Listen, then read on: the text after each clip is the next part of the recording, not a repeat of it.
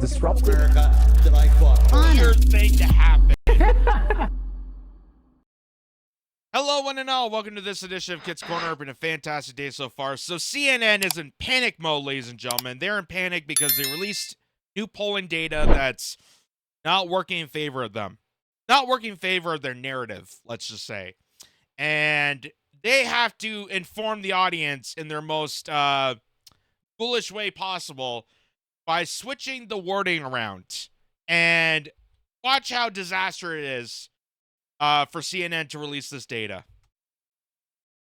Look, these Sunbelt battleground states, frankly, for the Joe Biden campaign, these numbers are an absolute disaster. The smallest lead is in Arizona for Donald Trump. He's up 6. Look at this, 9 in Georgia, 13 in Nevada. My goodness gracious, my God, that is a huge... My goodness gracious, dear God. Gee, holy smokes. Gee willikers, holy fish paste. Those numbers are big for Donald Trump. Oh my God, gee willikers. It's almost like the guy that we thought was going to be great for America, the demented circus clown, isn't working out for the people. It's not sticking. Maybe James Carville was right.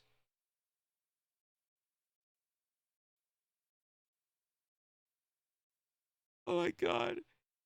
Sounds like what's that show from the 50s? It sounds like Leave It to Beaver. God, golly, gee willikers, Mr. Peterson. I can't believe the news.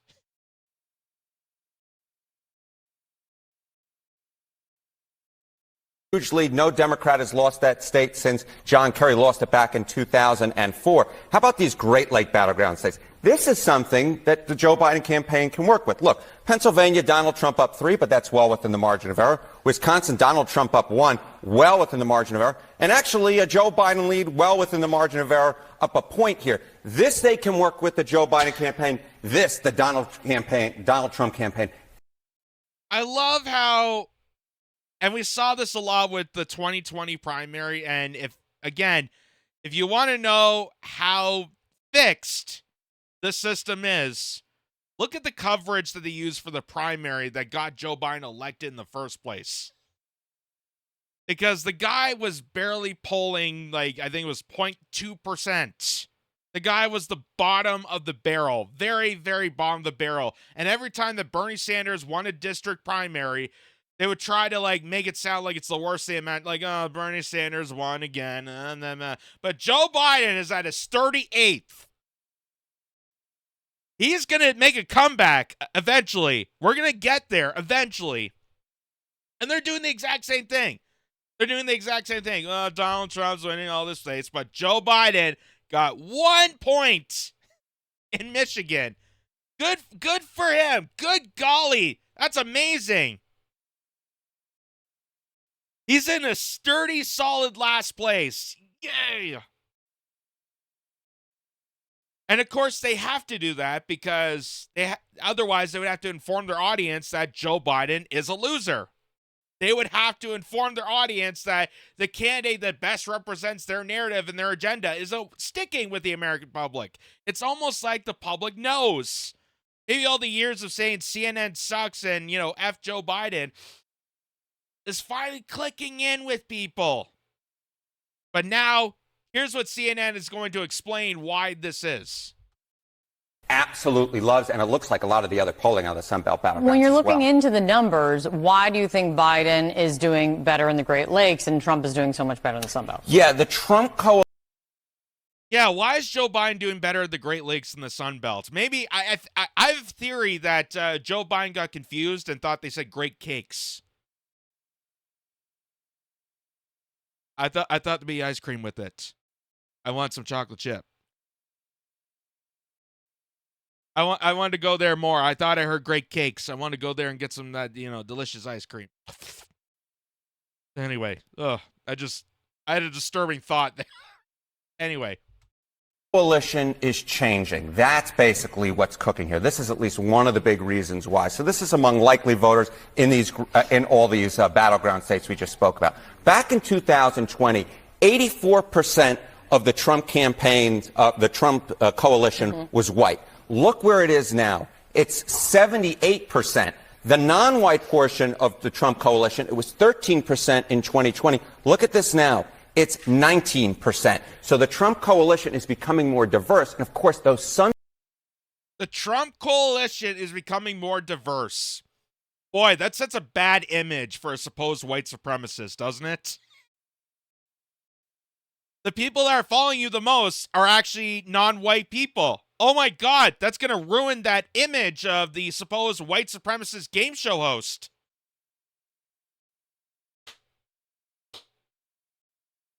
Well, that pops that bubble. They just explain in detail that Donald Trump, the supposed bigot, white supremacist, Nazi, fascist dictator, is doing well with a diverse crowd than Joe Biden. And Joe Biden's picking up more of the kind of race tone, typical white, established drones. Do you see how it's all Do you see how it's all flip-flopped? They want us to believe that the bigoted game show host was, you know, this racist, xenophobic, and had no party mention with a diverse crowd. And here you are. Here's the polling data. He's become more diverse. Next thing you're going to tell us is that gays are also influenced by Trump. That maybe he's okay with the LGBTQ, QRS, TUV, whatever it's called now. Holy smokes. Sun Belt battleground states are more diverse than the Great Lake battleground states. You're looking at the Nevadas and the Arizonas here. Of course, if you look at Nevada, Arizona, heavy Hispanic population, Georgia, heavily African-American population, with the Michigan does have some black voters in it, but Pennsylvania and Wisconsin are heavily, heavily white. Very interesting. Okay, add it all. Very interesting. It's almost like the country recognizes inflation as a problem. It's almost like the whole identity BS, the scare fear-mongering, isn't sticking with the crowd. Ugh. Golly gee willikers, folks. I mean, I had to show you this data because it's a poll, but it's a poll that I don't like. So I'm going to tell you that, you know, at least Joe Biden is slowly crawling up from last place. Ugh.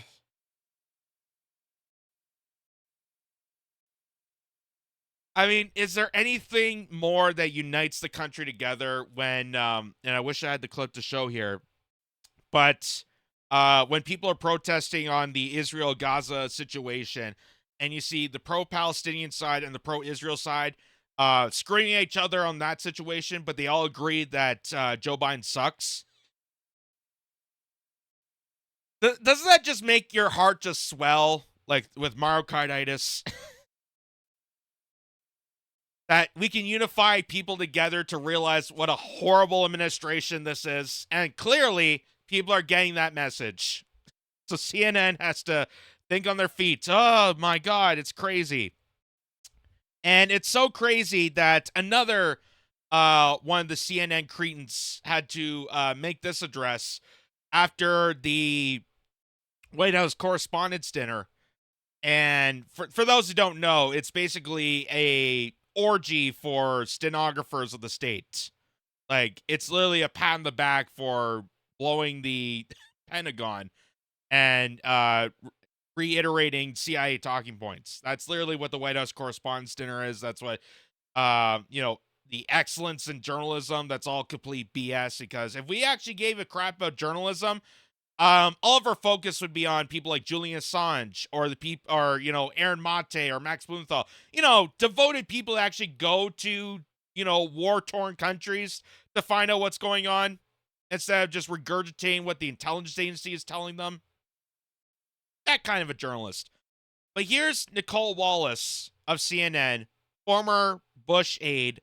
I think she was a press secretary. I don't know exactly what position, but she's been on this network for many years, and so many years that apparently she has to fearmonger people because she fears that her job is in jeopardy.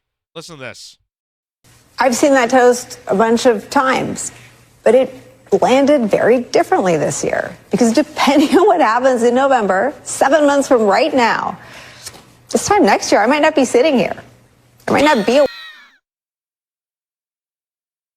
Depending how like this goes, I might not be able to influence your elderly grandparents.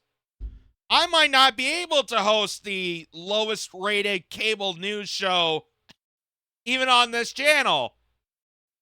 I may have to, resort back to my old job at the pole position. Oh my God. This is just hysterical. This is hysterical. It's like all the celebrities that came forward and said, if this guy gets elected, I'm hightailing it to Canada. I'm hightailing it to, Mexico. I'm hightailing it to some other country. And they never did. Like, you realize Donald Trump was president. He was president from 2016 to 2020. And you still had a job. In fact, Donald Trump aided your career. He aided the broadcasting networks because even Les Moonves, who was the president of CBS at the time, even stated that Donald Trump was going to be horrible for the country, but great for ratings. And that's exactly what happened. You need that character to be in politics so you can make fun of him and get high boosting ratings from your viewers that you cultivated to hate the guy. So Donald Trump's actually helping your career. Unfortunately, Nicole Wallace, but she's too much of a psychopath for the state to understand that. And also to figure out that her job is never in jeopardy because as long as she keeps saying the complete bullshit regurgitated numerous times to your elderly grandparents that are watching this, she's going to have a career. She's definitely going to be definitely in the position of power. The White House Correspondents' Dinner or a free press. While our democracy doesn't exactly fall apart immediately without it, there you go. Oh my God, the free press and democracy is gonna fall. Oh God, even their tone of voice, it just sounds like that typical Kardashian influencer. Like, oh my God, guys, if this guy gets elected, democracy goes poop. I don't know what I could say.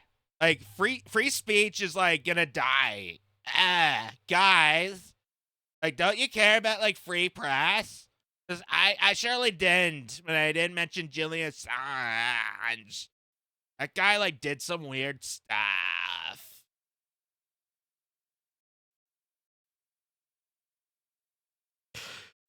Oh God. I mean, she definitely wears her makeup like an influencer. Is that the 50 Shades of Kylie Jenner she's wearing on there to promote all this BS? Oh my God, I might not have a job after this. I might have to do something, resourceful and actually meaningful to the rest of the country. I may have to cash in my bonds from all the times I preached about the Iraq War.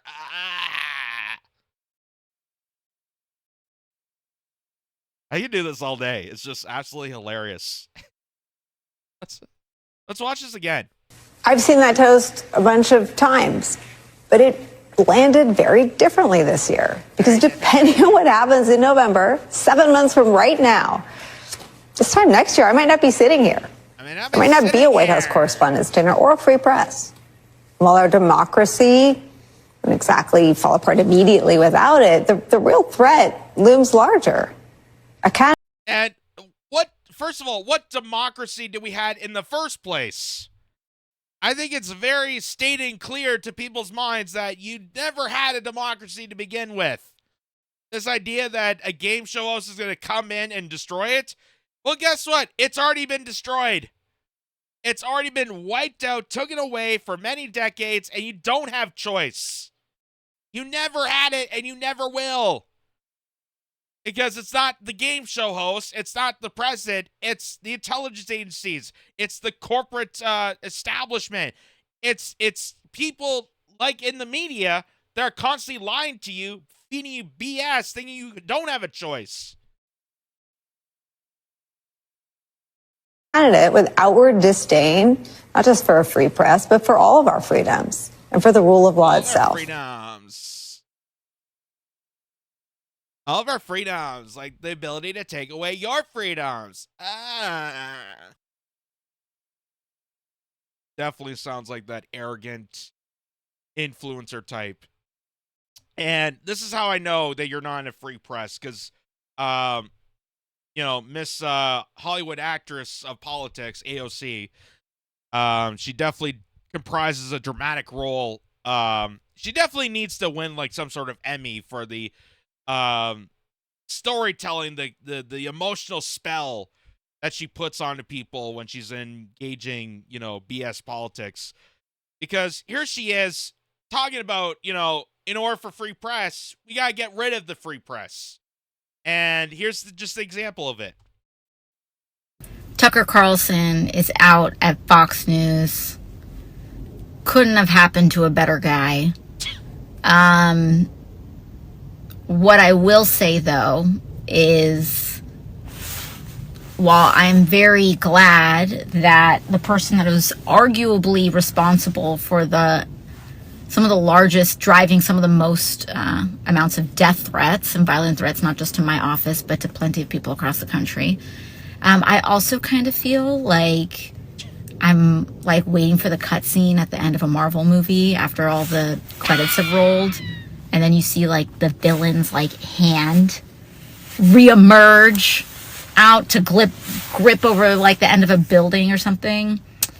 But yes, that's right. Tucker Carlson asking questions like a journalist is the equivalency to a Marvel supervillain that grabs his hands on top of everybody and squishes them to bits.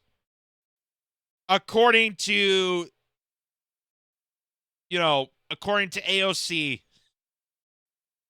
the political Barbie, if you will. And how amazing it is that she's talking about restricting speech on a TikTok video, even though that she knows her party is dismantling TikTok. How ironic that is. And it's really catering to her audience that, the typical, I'm complaining about Starbucks, so I'm going to do this in my car while sipping my mocha latte, frappuccino, grande, whatever it is, and, do a rant about it instead of something that would actually be meaningful. Also, the fact that they use deplatforming as a verb. I mean, I know some very, very, very, very, very not smart people in this world. And even they know that deplatforming is not an actual verb. They know it's not a word that's used to describe what they're doing here. No, what they're doing is censoring. They're censoring out Tucker Carlson. They're censoring out independent journalists. They're censoring out alternative media. Why? Because we confront people like AOC. We confront people like Nicole Walls. We confront the people that lied to us on a typical day.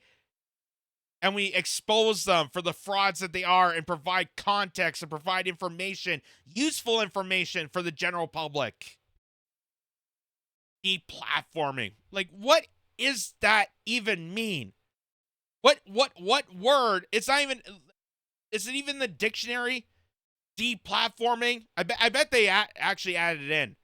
I bet because it's used so many times now. Oh, we got deplatform Alex Jones. We got deplatform. How dare you platform this guy that I just know for like 3 seconds, but I already hate him. Using that same goddamn influencer voice. Like, it's so problematic. Tucker Carlson is like Thanos. He's like the evil guy of like a Marvel movie that like people talk about at like the coffee store.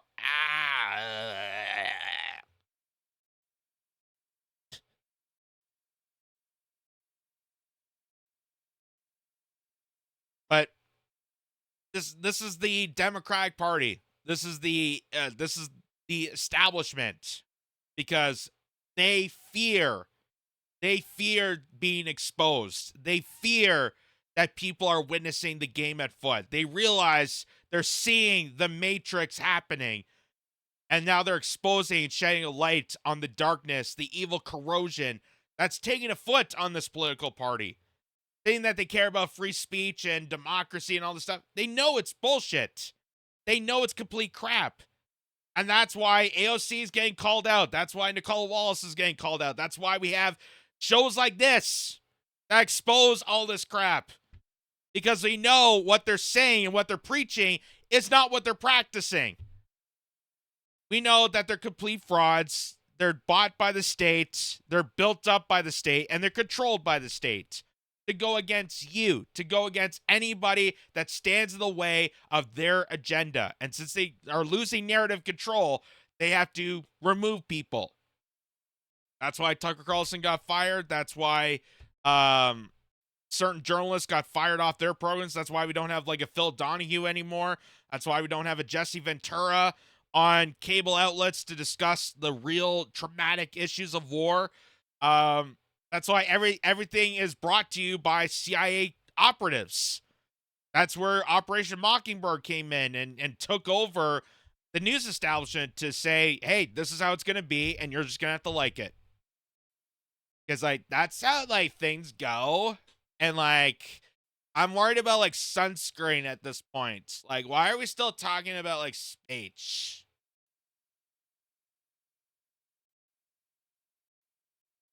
Come on.